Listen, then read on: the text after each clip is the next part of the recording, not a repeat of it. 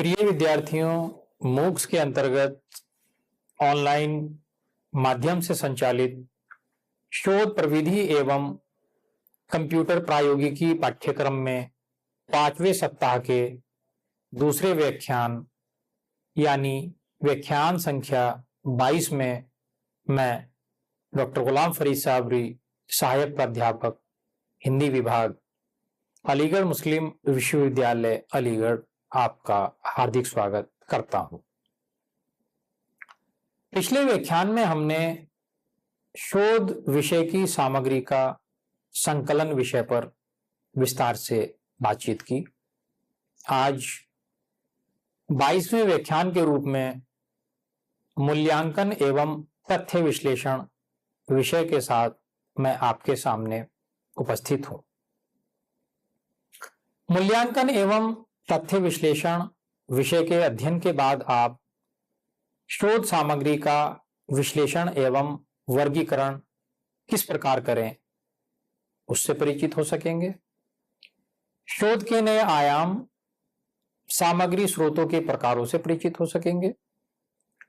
शोध में नए सत्य को स्थापित करने में सामग्री वर्गीकरण व विश्लेषण के महत्व से परिचित हो सकेंगे। भावुकता से परे होकर तर्कपूर्ण दृष्टि से सामग्री का मूल्यांकन करने की जानकारी से परिचित हो सकेंगे।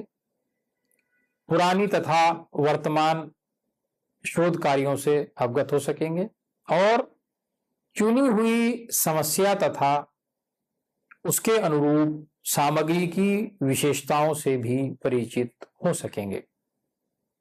तो आइए शुरू करते हैं मूल्यांकन एवं तथ्य विश्लेषण। किसी भी देश तथा राष्ट्र के सामाजिक, सांस्कृतिक एवं साहित्यिक समृद्धि के लिए उस देश में होने वाले शोध कार्य सक्रिय भूमिका निभाते हैं। शोध के अंतर्गत केवल नए सत्यों एवं सिद्धांतों की खोज ही नहीं, बल्कि पुराने सत्यों को नए ढंग से प्रस्तुत करना, पुराने सिद्धांतों को नवीन रूप प्रदान करना, पुराने तथ्यों को नए तरीके से स्पष्ट करते हुए उनके बीच अंतर संबंधों का विश्लेषण करना भी शामिल होता है। शोध विषय चयन उपरांत उसकी एक काल्पनिक रूपरेखा बनाई जाती है। इसके बाद ही चयनित विषय में अधिकाधिक सामग्री का संकलन किया जाता है। शोध संबंधित सामग्री एकत्रित होने के बाद ही शोध विषय के अनुरूप उसका वर्गीकरण एवं विश्लेषण किया जाता है। तथ्य जितना सटीक होता है, शोध कार्य उतना ही आसान होता है। अब बात करते हैं वर्गीकरण और विश्लेषण की। जैसा कि अभी मैंने बताया कि शोध कार्य प्रक्रिया में सामग्री संग्रह के बाद तथ्य परीक्षण की आवश्यकता होती है। संकलित सामग्री के उपयोग से पूर्व उसकी उपादेयता, वास्तविकता व मौलिकता की परीक्षा की जाती है। यह न केवल शोध प्रक्रिया को बल्कि शोधार्थी के बौद्धिक स्तर, तथ्य स्तर व ज्ञान स्तर को भी परिमार्जित करता है।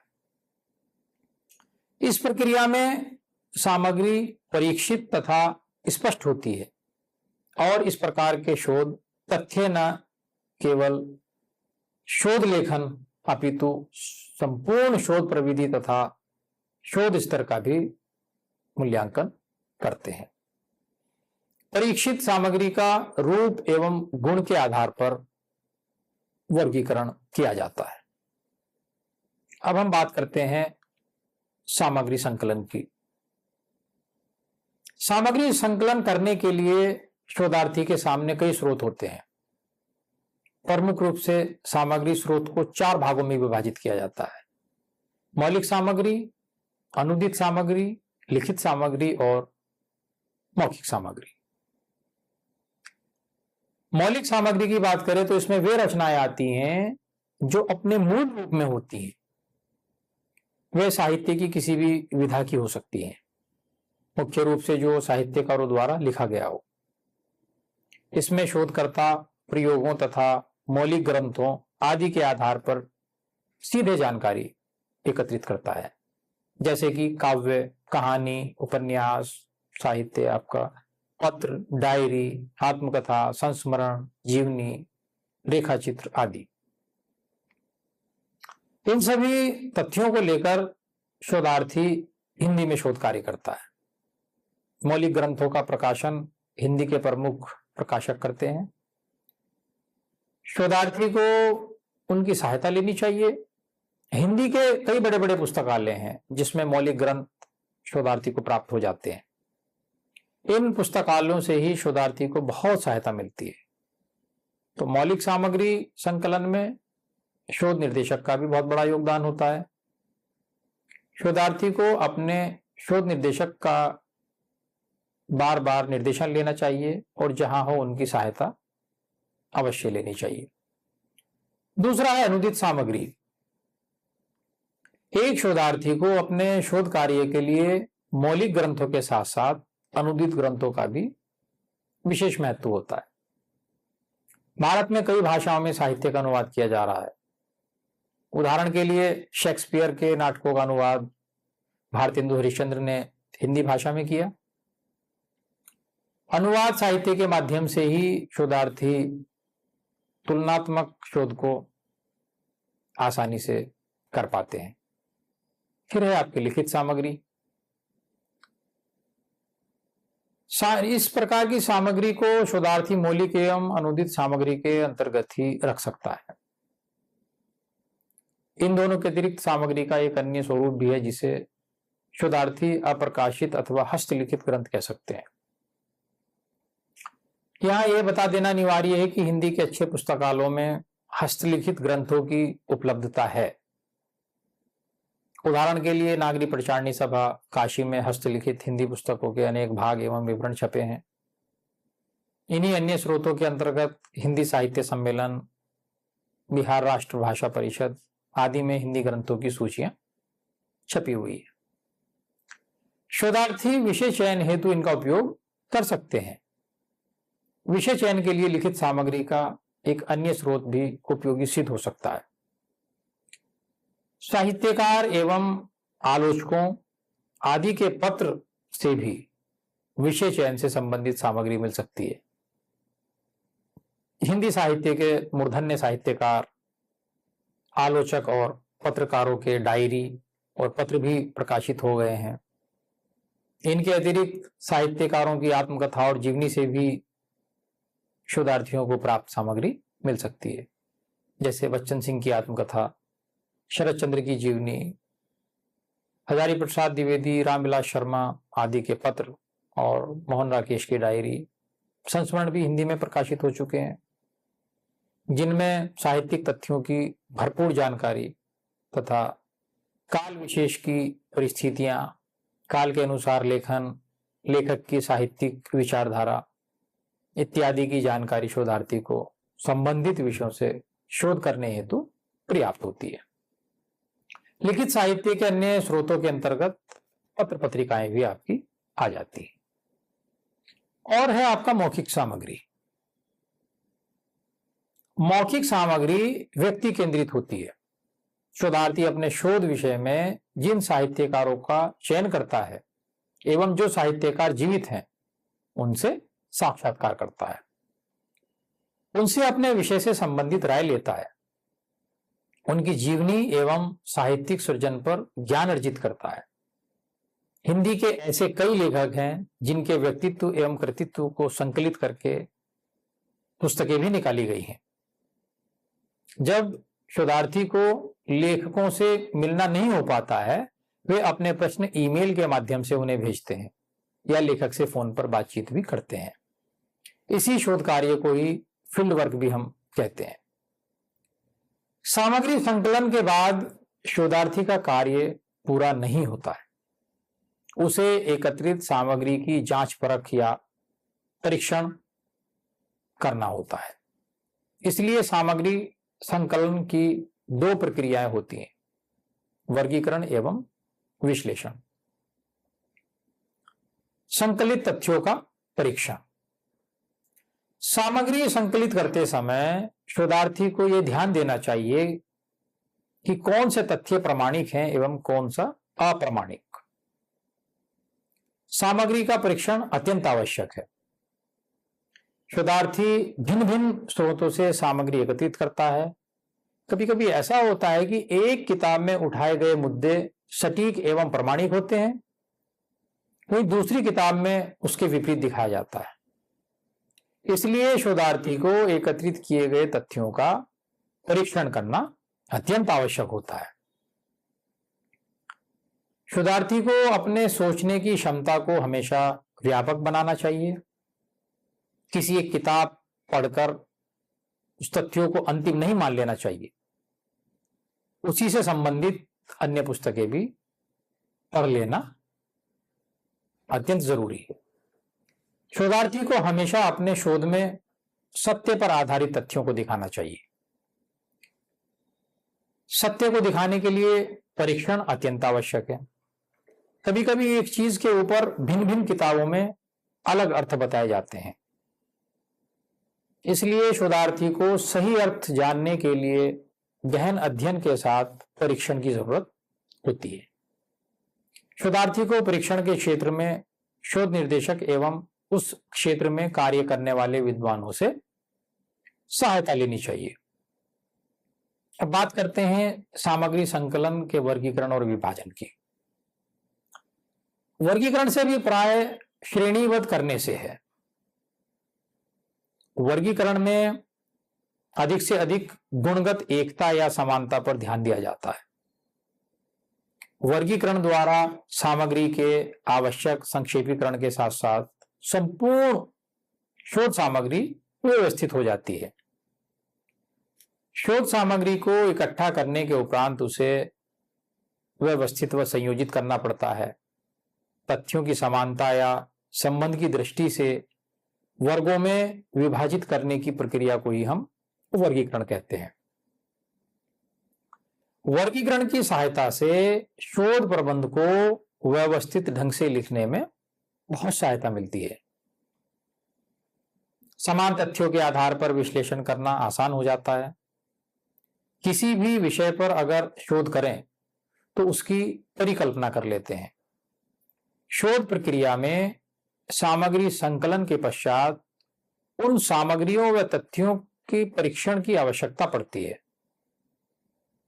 संकलित तथ्यों के उपयोग के पूर्व उसकी उपादेयता, वास्तविकता व मौलिकता की परीक्षा कर लेनी चाहिए। यह शोध प्रक्रिया को ही नहीं बल्कि शोधार्थी के बौद्धिक स्तर, तथ्य स्तर व ज्ञान स्तर को भी परिमार्जित करता है। इस प्रक्रिया में परीक्षित सामग्री स्पष्ट तथा निभ्रांत होते हैं। परीक्षित सामग्री का रूप व गुण के आधार पर वर्गीकरण किया जाता है। वर्गीकरण अर्थात श्रेणीबद्ध करना। अधिक गुणगत एकता या समानता व असमानता पर ध्यान दिया जाता है। सामग्री संकलन करते समय शोधार्थी को यह ध्यान देना चाहिए कि वह सामग्री उसके शोध के लिए कितना महत्व रखती है या कितनी उपयोगी सिद्ध हो सकती है। सामग्री संकलन के पश्चात तथ्य चयन किया जाता है। शोधार्थी आवश्यक महत्वपूर्ण एवं यथार्थ तथ्यों को ही अपने शोध के लिए चयनित करता है। चयनित तथ्यों का वर्गीकरण करना अत्यंत आवश्यक होता है। वर्गीकरण का कार्य जितना स्पष्टता से किया जाता है, शोधकर्ता के लिए अपने निष्कर्षों तक पहुंचना उतना ही आसान हो जाता है। वर्गीकरण के माध्यम से शोध प्रबंध को लिखने का सही ढंग शोधार्थी को प्राप्त होता है। सामग्री का विषय एवं रूपरेखा के साथ संबंध रहता है। वर्गीकरण के माध्यम से शोधार्थी को विश्लेषण करने का मौका मिलता है एवं विश्लेषण के माध्यम से शोधार्थी निष्कर्ष तक पहुंचता है। उदाहरण के लिए राजस्थान के बंजारा लोकगीत के ऊपर शोधार्थी अध्ययन करना चाहता है तो उसको सबसे पहले राजस्थान जाकर लोकगीतों का संकलन करना होगा।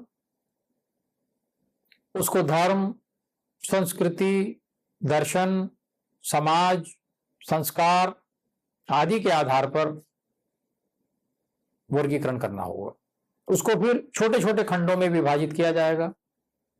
जन्मोत्सव जैसे संस्कार गीतों में नामकरण, विवाह आदि गीतों को छोटे छोटे उप विषयों में विभाजित किया जाएगा। इस प्रकार वर्गीकरण के माध्यम से शोध को सही दिशा मिलती है। सामग्री के वर्गीकरण में कई चीजों पर ध्यान देना पड़ता है हमें। बहुत सारी ऐसी चीजें हैं जब हम सामग्री को वर्गीकृत करते हैं तो उन्हें ध्यान में रखना चाहिए। जैसे वर्गीकरण द्वारा संपूर्ण शोध प्रबंध में एक क्रम आ जाता है।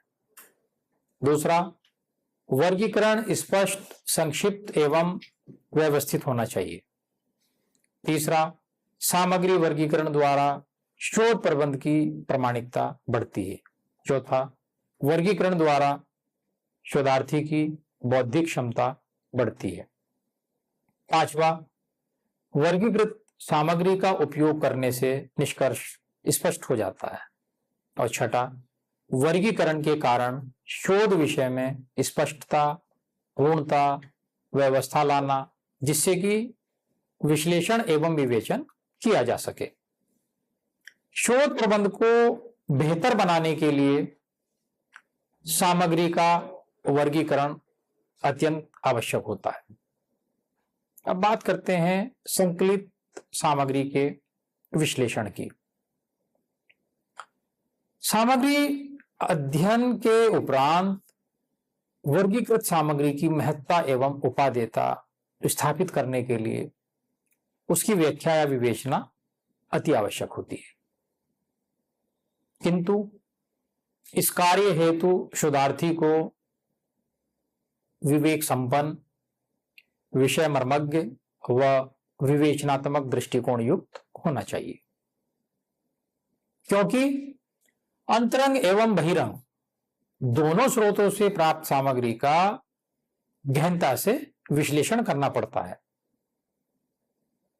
इसके द्वारा शोधार्थी शोध विषय को व्याख्यायित कर उसकी अस्पष्टता व दुरूहता को एक स्वच्छ स्थिति में प्रशस्त कर देता है। विश्लेषण द्वारा ही शोध विषय के अंग प्रत्यंगों का सम्यक, सुंदर व सुस्पष्ट विवेचन संभव हो पाता है। विश्लेषित सामग्री को स्वार्थ व भावनाओं से मुक्त होकर प्रस्तुत करना चाहिए। शोधार्थी को प्रस्तुतिकरण करते समय व्यक्तिगत स्वार्थ एवं भावनाओं का पूर्णतः परित्याग कर देना चाहिए। नई एवं पुरानी रचनाओं के वर्गीकरण या घटनाओं में विचारधारा, प्रवृत्तियों को प्रदर्शित किया जाता है। इन वर्गीकरण के माध्यम से लेखक तथा लेखन शैली, भाषा तथा भावों की अभिव्यक्ति करने की क्षमताओं का विश्लेषण किया जाता है। इन वर्गीकरण तथा विश्लेषणों से स्पष्टता आती है। परिकल्पना करते समय भी शोधकर्ता को यह बहुत सहायता करता है। तथ्यों का वर्गीकरण परिकल्पना के अनुरूप किया जाता है तथा उनका विश्लेषण और निष्कर्ष निकालने में सहायता प्रदान करता है। इसके लिए तथ्यों की परीक्षा की जाती है। शोध के लिए तथ्यों का संकलन जितना आवश्यक है उतना ही विश्लेषण का भी महत्व है। विषय चयन, रूपरेखा, सामग्री संकलन, तथ्यों के पश्चात विश्लेषण प्रक्रिया प्रारंभ होती है। तथ्यों को जब तक व्यवस्थित तरीके से विश्लेषण और व्याख्या उनकी नहीं की जाएगी तब तक वह अर्थहीन है। सामग्री का विश्लेषण नहीं किया जाए तो शोध प्रबंध सार्थक नहीं बन पाता है। तथ्यों के विश्लेषण के द्वारा शोध कार्य संपूर्ण बनता है। सामग्री का वर्गीकरण एवं विश्लेषण कार्य से संबंधित नियमों के अनुसार ही करना चाहिए। शोध का वर्गीकरण और उसकी व्याख्या करके समझना, शोध प्रबंध में उसके स्थान का निर्धारण करना तथा तय सामग्री किस रूप में किस स्थान पर जाएगी यह सुनिश्चित करना चाहिए। तथ्य विश्लेषण का कार्य शोधार्थी का है। समय आने पर शोध निर्देशक भी सहायता करते हैं। हिंदी साहित्य में एक ही काल की एक ही रचनाकार का सभी रचनाओं का तथ्य विश्लेषण भिन्न भिन्न हो सकता है। उदाहरण स्वरूप प्रेमचंद के गोदान और सेवा सदन के तथ्य भिन्न है, तो तथ्य विश्लेषण भी भिन्न होगा। अब बात करते हैं सामग्री विश्लेषण की। सामग्री विश्लेषण पर विभिन्न समाज शास्त्रियों ने भिन्न भिन्न मत दिए हैं। जैसे कर्लियर के अनुसार विश्लेषण का अर्थ अनुसंधान के प्रश्नों का सामग्री की कोटियों, क्रमबद्धता, जोड़ तोड़ और संक्षिप्तीकरण करके उत्तर प्राप्ति करना है। यंग के अनुसार व्यवस्थित विश्लेषण यद्यपि एक विशेष प्रक्रिया है जिसका उपयोग उस समय किया जाता है जब एकत्र तथ्यों के संपूर्ण आकार, तथ्य एवं विचार आंकड़े एवं विचार पास में होते हैं। अब बात करते हैं शोधार्थी की शोध रुचि के पक्ष में। शोधार्थी की शोध रुचि के पक्ष में जाने वाली सामग्री का विश्लेषण करके उसे अपने दृष्टिकोण से भी परखना चाहिए और शोधार्थी के शोध दृष्टि के विपक्ष में जाने वाली सामग्री का विश्लेषण करते हुए अपनी शोध दृष्टि उचित और प्रासंगिक और वैज्ञानिक बताते हुए इनकी तर्कबद्ध आलोचना करनी चाहिए। तीसरा, आलोचना दृष्टिकोण रखते हुए शोधार्थी को शोध के पक्ष और विपक्ष दोनों ही दृष्टिकोणों को देखना चाहिए। चौथा, सामग्री का विश्लेषण करते हुए उन विचारों, परिभाषाओं, दर्शनों को सूचीबद्ध करते हुए शोध के अनुसार अलग अलग अध्यायों में रखना चाहिए।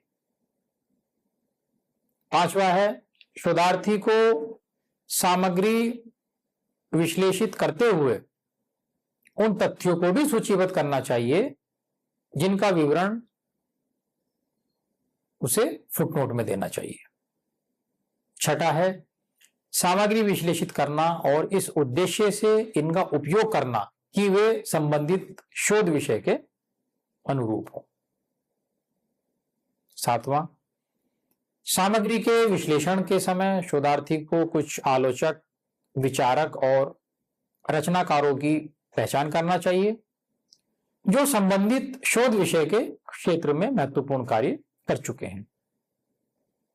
और आठवां है आपका, सामग्री को विश्लेषित करते हुए उन तथ्यों को रेखांकित करना चाहिए जिनका इनके पहले के अध्यायों में ध्यान नहीं दिया गया है।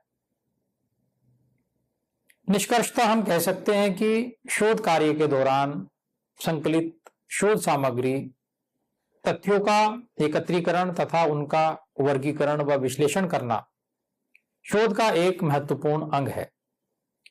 किसी भी विषय में एक शोध का अर्थ मौजूदा स्थितियों की फिर से खोज या फिर से जांच से होती है। इसके लिए पहले शोध विषय से संबंधित तथ्यों का संकलन आवश्यक है। वैज्ञानिक तथा सही निष्कर्ष प्राप्त करने के लिए तथ्यों का विश्लेषण और उनकी व्याख्या करना आवश्यक है। सामग्री के विश्लेषण एवं व्याख्या में परस्पर संबंध दिखाई देता है। विश्लेषण का मुख्य कार्य व्याख्या को प्रस्तुत करना है, अर्थात विश्लेषण का कार्य जहां समाप्त हो जाता है वहीं से व्याख्या शुरू हो जाती है। विश्लेषण से प्राप्त सामान्य निष्कर्षों को व्यवस्थित, क्रमबद्ध एवं तार्किक रूप में प्रकट करना व्याख्या कहलाता है। इस सामग्री को पढ़ते हुए आप यह समझ चुके होंगे कि सामग्री संकलन का वर्गीकरण एवं विश्लेषण एक शोधार्थी के लिए बहुत महत्वपूर्ण है। तो मुझे आशा है कि मूल्यांकन एवं तथ्य विश्लेषण संबंधी संपूर्ण जानकारी आपको प्राप्त हुई होगी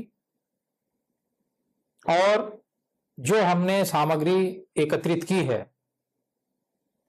उस सामग्री का हम किन विधियों से मूल्यांकन करें और कैसे उनका विश्लेषण करें, ये संपूर्ण जानकारी आपको मिल गई होगी। तो आज के व्याख्यान को हम यही समाप्त करते हैं। धन्यवाद।